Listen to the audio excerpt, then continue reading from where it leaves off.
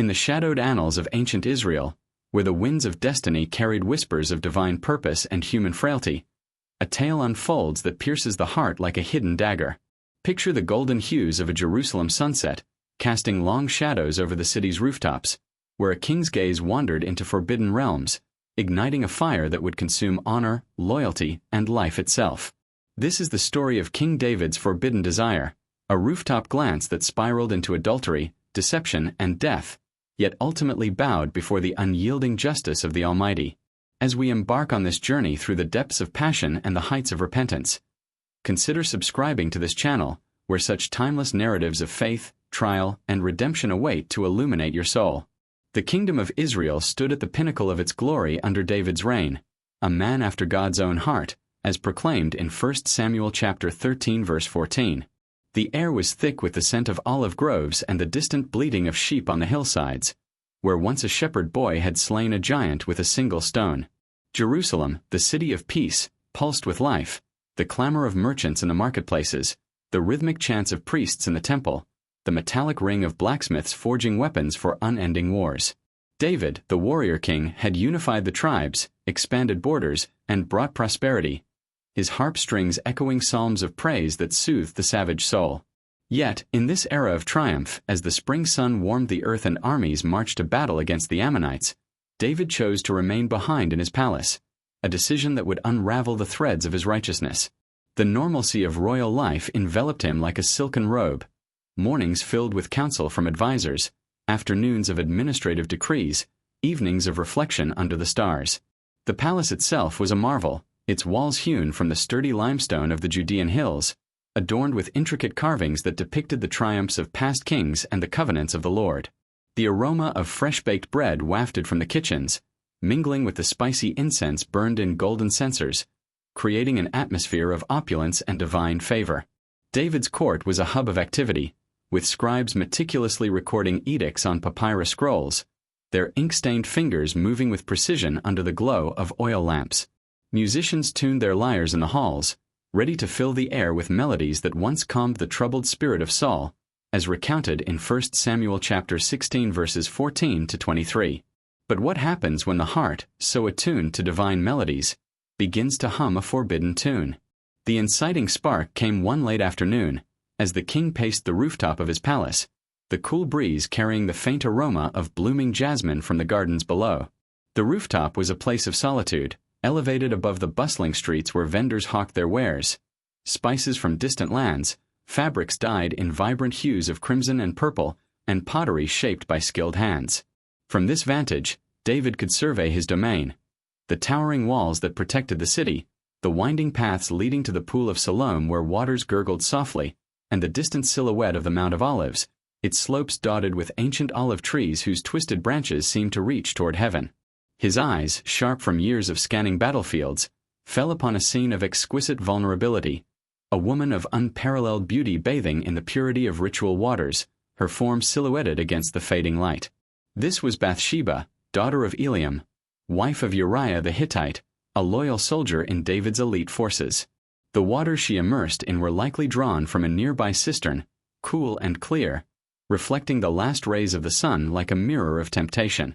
In that moment, desire awakened like a slumbering beast, clawing at the king's resolve, setting in motion a chain of events that would test the very foundations of his faith and kingship.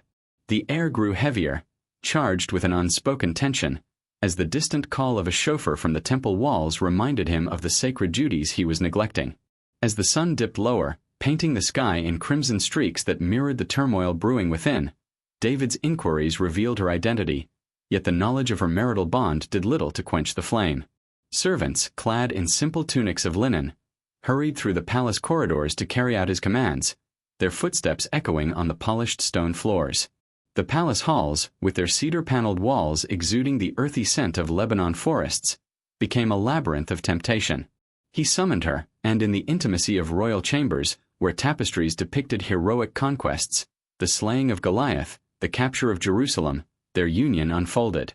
The room was dimly lit by flickering torches, casting shadows that danced like specters of guilt across the ornate furnishings. The forbidden embrace shattered vows and ignited a passion as fierce as the desert storms that swept through the wilderness, leaving sands scorched and landscapes altered. But passion, unchecked, often sows seeds of chaos. Bathsheba returned to her home, a modest dwelling nestled among the city's clustered houses, its walls baked from the same clay that formed the foundations of the nation.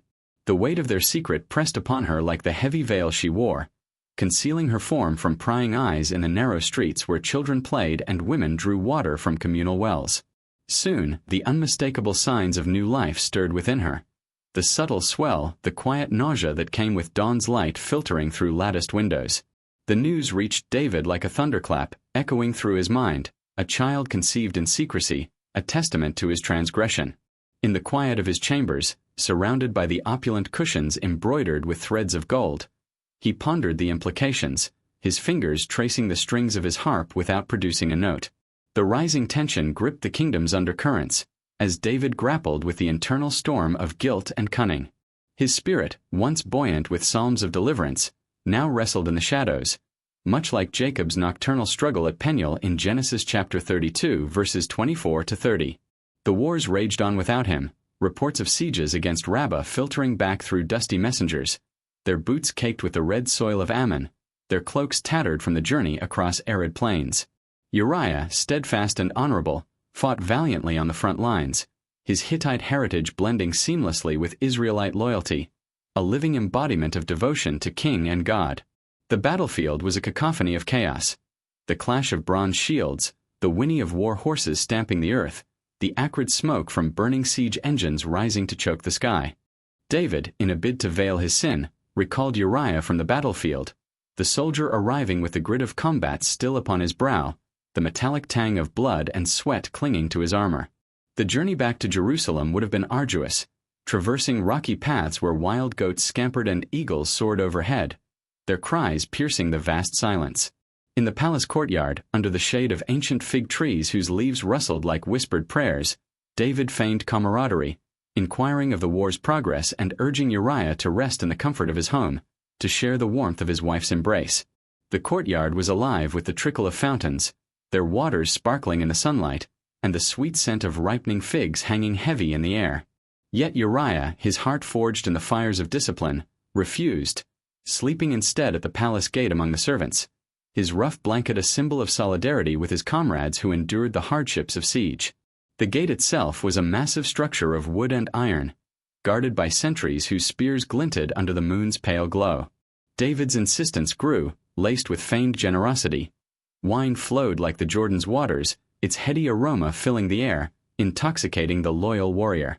The banquet hall echoed with the clink of goblets, the rich flavors of roasted lamb and honeyed dates tempting the senses, yet Uriah's resolve remained unbroken, his eyes reflecting the flickering candlelight with unyielding integrity. Still, Uriah held firm, his integrity a towering wall against the king's subtle manipulations. How does one conceal a flame when the winds of fate fan it higher? David's false hopes crumbled. The apparent victory of deception slipped away, leaving only deeper entanglement. The nights grew longer, the palace corridors seeming to close in, their echoes amplifying the king's restless pacing. He envisioned scenarios where the truth remained buried, like treasures in the earth's depths, but reality intruded with the persistence of a desert mirage dissolving under scrutiny. The obstacles mounted like gathering storm clouds over the Judean hills, where shepherds once tended flocks under starlit skies, their staffs tapping against stones worn smooth by generations. Bathsheba's pregnancy advanced, a silent accusation that threatened to expose the king's frailty to a nation that revered him as God's anointed. Her days were spent in quiet seclusion, the soft weave of her garments brushing against her skin as she moved through her home, the distant sounds of the city, a blacksmith's hammer, a child's laughter, serving as a poignant reminder of the life continuing beyond her turmoil. Doubt crept into David's soul, a venomous serpent coiling around his thoughts, questioning the divine favor that had elevated him from pasture to throne. The temple's incense, rising in fragrant spirals from altars of acacia wood, seemed distant, a reminder of the holiness he had forsaken. Priests in white linen garments performed rituals, their voices chanting verses from the Torah, the air thick with the scent of burning myrrh and frankincense. In this valley of rising despair, the king faced the erosion of his moral fortress, each failed attempt to orchestrate normalcy amplifying the spiritual chasm within. Love, twisted by lust, challenged the very covenants he had sworn to uphold, raising the stakes to the precipice of irreversible ruin. The psalms he once composed, celebrating God's steadfast love as in Psalm chapter 89 verses 1-2, now felt like distant echoes, their words hollow in the face of his growing isolation. Yet, in these lows, glimmers of false relief teased the horizon. David envisioned a path where Uriah's return might retroactively sanctify the child, where the web of lies could hold just long enough to preserve his throne's luster. He pictured family gatherings in the palace, the child playing amid the opulent rugs woven with scenes from Israel's history, but such visions evaporated like morning dew under the harsh sun. But reality, harsh as the midday sun baking the city's stones, revealed the futility. Uriah's unwavering honor, a beacon in the moral twilight, only heightened the king's desperation. The emotional lows deepened as David contemplated the betrayal of a faithful servant, his mind echoing with the psalms he had composed, words of refuge in the Lord now mocking his predicament, as in Psalm chapter 32 verses 3-4, where unconfessed sin wastes away the bones like drought-parched earth. The palace gardens, with their terraced beds of herbs and flowers, roses blooming in defiant red, lilies nodding in a breeze, offered no solace, their beauty a stark contrast to the ugliness festering within. Advisors came and went, their counsel on matters of state falling on ears deafened by inner turmoil. The kingdom's prosperity, built on victories like the defeat of the Philistines, seemed fragile, as if one revelation could topple it like a house of cards. David's nights were sleepless, the silk sheets tangled around him, the cool night air carrying the howls of distant wolves that mirrored his anguish. The turning point arrived with the inevitability of dawn breaking over the Mount of Olives, casting long shadows that foretold judgment. David, his resolve hardening like the flinty rocks of the wilderness where he had hidden from Saul, penned a fateful letter, sealing it with the royal insignia that gleamed under lamplight. The wax, scented with beeswax from the hives of the Jordan Valley, bore the imprint of his ring, a symbol of authority now twisted to nefarious ends. In it, he commanded Joab, his commander, to place Uriah in the fiercest fray of battle, where the Ammonite arrows flew thick as locust swarms, and then withdraw support, ensuring his demise. The quill scratched across the parchment, each word a step deeper into darkness, the ink drying like blood on a battlefield. This was the point of no return, a deliberate step into the abyss of murder, where the king's hands, once stained only with the blood of enemies, now bore the mark of treachery against his own. The messenger departed at first light, the clip of hooves on cobblestone streets fading into the distance, carrying death's decree across the parched landscapes dotted with acacia trees and thorny bushes. Deepening the drama, this act forged a chasm between David's royal authority and his spiritual integrity, a betrayal that echoed the greatest of human falls, like Cain's slaying of Abel in Genesis chapter 4 verses 8-10. The connection with Bathsheba, born of illicit passion, now stood tainted by impending widowhood, the greatest of ironies in a land governed by divine law, where the 10 Commandments, etched on stone tablets, prohibited such acts as in Exodus chapter 20 verses 13-14. Divine intervention felt distant, as if the heavens themselves withheld their gaze, allowing the king to plummet further into self-deception. The stars above Jerusalem twinkled indifferently, their light filtering through the palace windows, illuminating scrolls of law that David had once cherished.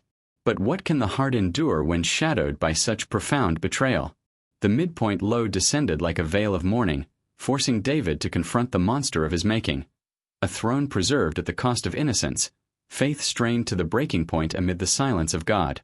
In the quiet hours, he wandered the rooftops again, the same place where temptation had begun, the cool tiles underfoot a reminder of his fall, the city below sleeping unaware of the storm brewing in its leader's soul. Uriah carried the letter unknowingly, his steps firm and purposeful, the dust of the road rising like incense to an unwitting sacrifice. The path to the front lines wound through valleys where streams trickled over pebbles, their waters a brief respite for weary travelers, and up hills where wildflowers bloomed in fleeting beauty. Upon the battlefield, where the clash of swords and the cries of the wounded rent the air, Joab executed the command with grim efficiency. The city's walls of Rabbah loomed, their stones slick with the sweat of siege, massive and unyielding, scarred by catapult stones that thudded against them like thunder. Ammonite defenders hurled javelins from the parapets, their tips glinting in the sun, while Israelite forces pressed forward with ladders and battering rams, the wood creaking under the strain. In that chaotic maelstrom, with the acrid smoke of burning pitch stinging the eyes and the metallic taste of fear on the tongue, death claimed Uriah swiftly, his body crumpling amid the fallen, a loyal soul extinguished to cloak a king's shame. His shield, dented from countless blows, lay beside him, the ground soaked with the lifeblood of warriors from both sides. Comrades dragged the wounded away, their groans mingling with the triumphant shouts of those who advanced, the air thick with the scent of sweat, blood, and charred wood.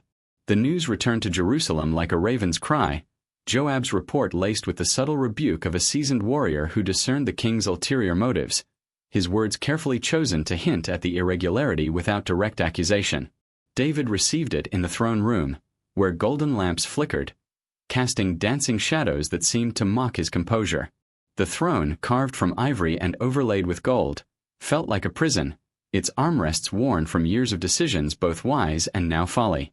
He dismissed the loss with calculated nonchalance, uttering words that rationalized the carnage of war, yet inwardly, the weight pressed upon him like the heavy stones of the palace foundation. The messenger bowed low, his cloak still bearing the dust of the journey, before retreating, leaving David alone with his thoughts amid the opulent tapestries that depicted victories now tainted. Bathsheba mourned in seclusion, her tears soaking the linens of her bed, the scent of myrrh unable to mask the bitterness of grief. Her home, once a haven of marital bliss, now echoed with emptiness, the simple furnishings, a wooden table, clay lamps, standing as silent witnesses to her loss. Neighbors whispered in the streets, their voices carried on the wind, speculating on the swift turn of events, but none dared voice suspicions against the king. In due course, David took her as his wife, the ceremony a hollow echo in the temple courts, where priests intoned blessings that rang false against the unspoken sin. The temple itself was a sanctuary of gold and bronze, the Ark of the Covenant residing within, its presence a reminder of God's holiness as described in 2 Samuel chapter 6 verses 1 to 19. The union was formalized under the watchful eyes of courtiers, the air filled with the sound of trumpets and the fragrance of sacrificial offerings, yet the joy was absent, replaced by a somber undercurrent. Bathsheba's veil, embroidered with delicate patterns, concealed her expressions, but her heart bore the scars of betrayal and sorrow. The kingdom continued its rhythms, the harvest of barley in the fields, the shearing of sheep on the hills, but beneath it all, a divine reckoning brewed, invisible yet inexorable. The climax surged forth in the deepest valley of despair, the final trial where faith and kingship teetered on the edge of annihilation. The child born of their union fell ill, a fragile life flickering like a candle in the wind, as described in 2 Samuel chapter 12 verses 15 to 18. The infant's cries echoed through the palace, weak and plaintive, piercing the opulent silence. David, tormented by the divine hand he could no longer ignore, prostrated himself before the Lord, fasting in sackcloth, his royal robes discarded like the illusions they had become. The rough texture of the sackcloth chafed his skin, a physical manifestation of his spiritual agony, as he lay on the cold stone floors, his body wasting away. The palace floors, cold and unyielding, bore witness to his anguish, nights spent in prayer amid the flickering torchlight, the distant howls of jackals mirroring his inner torment. Servants hovered nearby, their faces etched with concern, offering broths and waters that he refused, his lips parched and cracked. Elders pleaded for him to rise, their voices a chorus of worry in the echoing halls, but he refused, his body wasting away, the once mighty frame reduced to frailty. The child's chamber was a place of hushed vigil, midwives tending with herbs and poultices, the scent of medicinal plants mingling with the heavy air of impending loss. All seemed lost in this darkest moment, hope extinguished like embers under ash. The child's death came as a merciless blow, the wail of servants piercing the silence, confirming the judgment foretold. The tiny form, wrapped in swaddling cloths now serving as a shroud, was laid to rest, the grave a small mound in the royal tombs, overlooked by cypress trees swaying in the breeze. David's soul plunged into the abyss, where doubt clawed at the remnants of his faith, questioning the God who had anointed him yet now exacted such a price. The air grew heavy with the scent of funeral spices, cinnamon and cassia, wafting through the corridors, the kingdom's joy overshadowed by the king's private hell. Yet, in this chaos, divine intervention emerged unexpectedly, not in thunderous decree but through the prophet Nathan, who arrived like a storm herald, his staff tapping against the stone floors. Nathan, clad in simple robes weathered by travels through the wilderness, his eyes burning with prophetic fire, entered the palace unannounced, his presence commanding respect. He wove a parable of injustice, a rich man stealing a poor man's lamb, nurturing it like a daughter, only to slaughter it for a guest, that ignited David's righteous fury, his voice thundering in condemnation, only to reveal the mirror of his own sin, as in 2 Samuel chapter 12 verses 1 to 7. The prophet's words struck like lightning, exposing the adultery and murder, declaring the sword would never depart from David's house, a curse that would manifest in future turmoil as foretold. The room seemed to shrink, the opulent surroundings fading as the weight of truth settled. David's confession poured forth, a torrent of repentance that echoed the raw honesty of Psalm chapter 51 verses 1 to 4, where he pleaded for mercy, acknowledging his iniquity before the Lord, his voice breaking like waves against the shore. Tears streamed down his face, mingling with the dust on the floor, a cathartic release amid the spiritual storm. God's providence, ever weaving through human folly, granted forgiveness, though consequences lingered like scars on the soul, reminders of the cost of transgression. The prophet's departure left a palpable shift, the air lighter yet charged with solemnity, as David rose, his limbs aching from days of prostration. The resolution unfolded in the falling action, where the tumult subsided into a dawn of renewed purpose. David rose from his mourning, washing away the grime of despair with cool waters from the palace cisterns, the liquid refreshing against his skin like a baptism of renewal. He anointed himself with oils that carried the fragrance of hope, spikenard and aloe, their scents filling the chamber, symbolizing a return to royal dignity. Servants, relieved, prepared garments of fine linen, their threads soft and comforting, as he resumed his duties with a humbled spirit.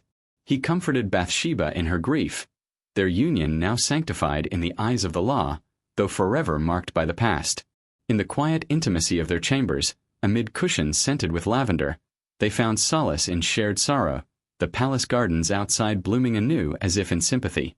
In time, another child was born, Solomon, whose name evoked peace, a divine gift symbolizing restoration, as noted in 2 Samuel chapter 12 verse 24. The birth was attended by midwives whose skilled hands brought forth life, the cries of the newborn echoing joy through the halls, a stark contrast to the previous loss. The kingdom stabilized, victories against the Ammonites culminating in the capture of Rabbah, its crown, a massive artifact of gold and precious stones, placed upon David's head, heavy with the weight of lessons learned. The siege's end brought spoils, treasures of silver and bronze carted back through triumphant processions, the streets lined with cheering crowds waving palm branches, the air alive with songs of victory. Joab's forces dismantled the enemy's fortifications, the dust of demolition settling like a veil over the conquered land. Redemption blossomed amid the ruins, David's psalms gaining deeper resonance, songs of contrition and praise that have echoed through millennia, such as Psalm chapter 51 verse 17, where a broken spirit is the sacrifice acceptable to God. The spiritual understanding dawned, that even a man after God's heart could falter, yet mercy abounds for the truly repentant, a truth as enduring as the eternal hills surrounding Jerusalem.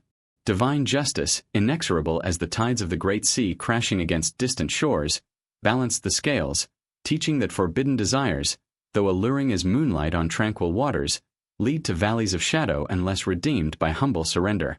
The consequences unfolded gradually, the sword in David's house manifesting in later trials. Family strife, rebellions, that tested the nation, yet through it all, God's covenant endured, as promised in 2 Samuel chapter 7 verses 12 to 16, establishing an everlasting throne. Solomon's birth heralded a new era, his wisdom later becoming legendary, but rooted in the humility born from his parents' ordeal. Bathsheba, elevated to queen mother, found purpose in nurturing the future king, her influence subtle yet profound in the court intrigues to come. In reflecting on this narrative, one sees the intricate tapestry of human emotion and divine oversight. The rooftop symbolizing elevated status yet vulnerability to temptation, the battlefield representing the external wars mirroring internal battles, the prophet's parable illustrating how truth pierces deception. The story invites introspection. What rooftops do we pace in our own lives, where glances stray from righteousness? How do we respond when our secrets breed chaos, and divine silence tests our faith? The timeless human experience connects us to David, our struggles with desire, the sting of betrayal, the path to repentance. In moments of weakness, like the king, we may cloak our sins in cunning, but the Lord's light exposes all, offering grace amid judgment. This tale reminds us that no fall is beyond redemption, that the valleys of despair can lead to peaks of spiritual renewal, much like the psalmist's declaration in Psalm chapter 23 verse 4, walking through the valley of the shadow of death yet fearing no evil. As the sun sets once more over Jerusalem's ancient stones, the winds carry echoes of psalms composed in penitence, inviting all who hear to embrace humility and seek the mercy that transforms. The forbidden desire on the rooftop, though a catalyst for tragedy, ultimately reveals the depth of God's forgiveness, a beacon for souls adrift. In this epic of human weakness and divine grace, we see our own reflections, the rooftops of our lives where glances stray, the battles where loyalty is tested, the darkest nights where hope seems slain. But what greater truth emerges than the boundless forgiveness of the Almighty, who turns ashes into beauty, as promised in Isaiah chapter 61 verse 3. As the winds of Jerusalem carry the eternal psalms, let this narrative stir your spirit to vigilance and faith. If this story of forbidden desire, profound loss, and ultimate redemption has touched the depths of your heart, share it with those wandering in their own valleys, and subscribe now to journey further into these profound truths of love, trial, and divine mercy.